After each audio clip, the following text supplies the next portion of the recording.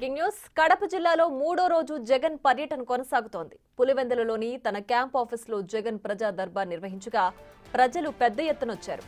దీంతో తోపులాట చోటు చేసుకుంది. జగన్ క్యాంప్ ఆఫీస్ అద్దాలు ధ్వంసం కావడంతో పోలీసులు లాఠీలకు పనిచెప్పారు.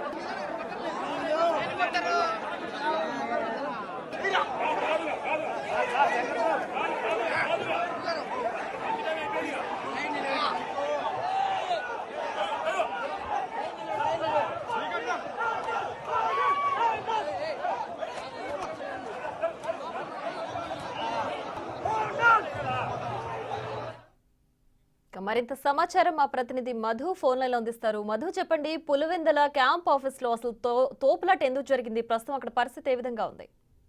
ప్రియా, క్రిస్మస్ సందర్భంగా మాజీ సీఎం జగన్మోహన్ రెడ్డి కడప జిల్లాలో 4 రోజుల పాటు పర్యటించనున్నారు. అందులో భాగంగానే ఈ రోజు మూడో రోజు పులివెందుల తన స్వగృహంలో ఉన్న పార్టీ కార్యాలయంలో ప్రజా దర్బార్ నిర్వహించారు. ఈ రోజు ఉదయం 9:30 ప్రజా దర్బార్ ప్రారంభించారు. అయితే 11 గంటల వరకు ప్రజలు మోస్తరులో వచ్చారు. కాకపోతే 11 గంటల నుంచి భారీ స్థాయిలో జనం తండోపతండాలుగా అక్కడికి ప్రజా దర్బారు నిర్వహిస్తున్నారనే విషయం తెలుసుకున్న ప్రజలైతే భారీగా తరలి వెళ్లారు. అక్కడికి ఒక్కసారిగా జనాలు ఎక్కువ రావడంతో పోలీసులు వాళ్ళని కంట్రోల్ చేయలేని పరిస్థితుల్లో జనాలు ఎక్కువ గుమ్మిగూడడంతో ఒక్కసారిగా ప్రజా దర్బార్ నిర్వహిస్తున్న బిల్డింగ్లకు చొచ్చుకొని వెళ్లే విధంగా ప్రజలైతే ప్రయత్నం చేశారు. ఆ ప్రయత్నంలో భాగంగానే పోలీసులు కొంత లాఠీ చార్జీ చేయాల్సి వచ్చింది. అలాగే వాళ్ళు చేతిలో ఉండే రోప్ తీసుకొని కూడా ప్రజల్ని బెదిరిస్తూ భయాందోళనకు గురి చేసినట్లయితే తెలుస్తుంది. అయితే ఈ తోపులాటలో ప్రజా దర్బార్ ఎక్కడైతే నిర్వహిస్తున్నారో మాజీ సీఎం జగన్, ఆ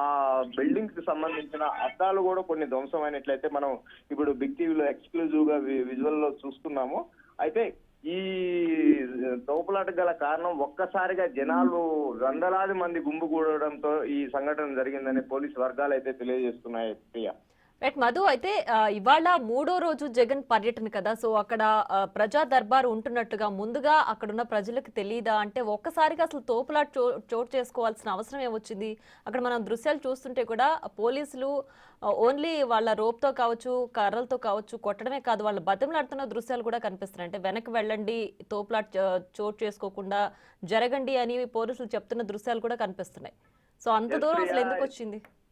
ఎస్ ప్రియా, వాస్తవమే. అక్కడ వాస్తవంగా అయితే రాత్రి 9 గంటల సమయంలో రేపు ప్రజా దర్బార్ నిర్వహించాలనే ఉద్దేశంతో మాజీ సీఎం జగన్ ఆఫీస్ నుంచి ఒక మెసేజ్ అయితే సోషల్ మీడియా ద్వారా రిలీజ్ చేశారు.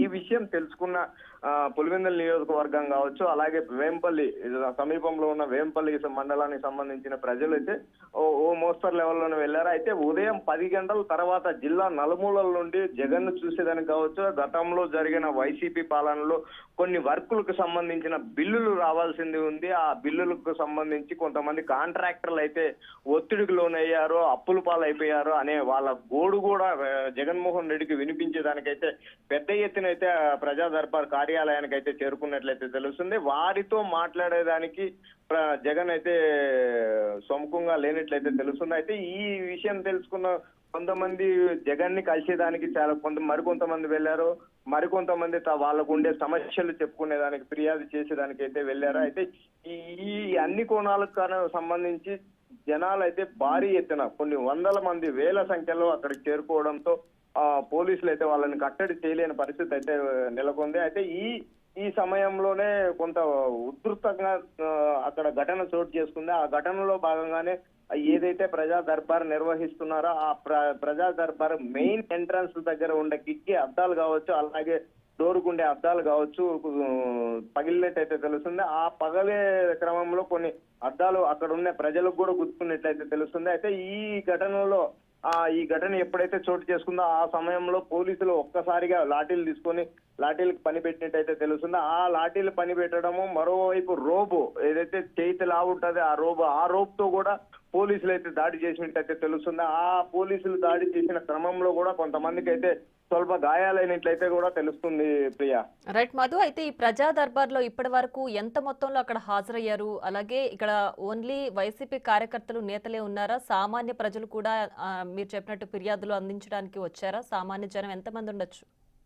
అయితే ప్రియా, ఇక్కడ ఒక 10-20% మాత్రం ప్రజా దర్బార్లో పాల్గొనేదానికి సామాన్య ప్రజలైతే అక్కడికి చేరుకుని ఉండే అవకాశం ఉంది. అయితే మిగతా ఒక 40-50% మనుషులు అయితే జగన్మోహన్ రెడ్డిని చూడాలా, జగన్మోహన్ రెడ్డితో ఫోటో తీసుకోవాలా, సెల్ఫీ తీసుకోవాలా అనే ఉద్దేశంతోనే అక్కడికి భారీ సంఖ్యలో చేరినట్టయితే, మరోవైపు అయితే 40-50% ఇప్పటికే అక్కడ గత ప్రభుత్వంలో వర్కులు చేసి పెండింగ్ లో ఉన్న అప్పులు పాలైన కొంతమంది కాంట్రాక్టర్లు అయితే అక్కడికి చేరుకున్నట్లయితే తెలుస్తుంది. ఈ వీరి కాంట్రాక్టర్లతో మాట్లాడేదానికైతే సుముఖంగా లేనట్లయితే తెలుస్తుంది. మరోవైపు అయితే ఎవరైతే ఫిర్యాదుదారులు ఉన్నారో వాళ్ళని ముందు క్యూ లైన్ లో నిలబెట్టడము, వాళ్ళని ముందు క్యూ లైన్ లో నిలబెట్టారని చెప్పి ఎవరైతే జగన్ అభిమానులు ఉన్నారో ఆ అభిమానులు పెద్ద సంఖ్యలో రావడము, దాదాపు 1000 నుంచి 1500 మంది అక్కడ ఒక్కసారిగా రావడంతో ఉద్రిక్తత చోటు చేసుకునింది.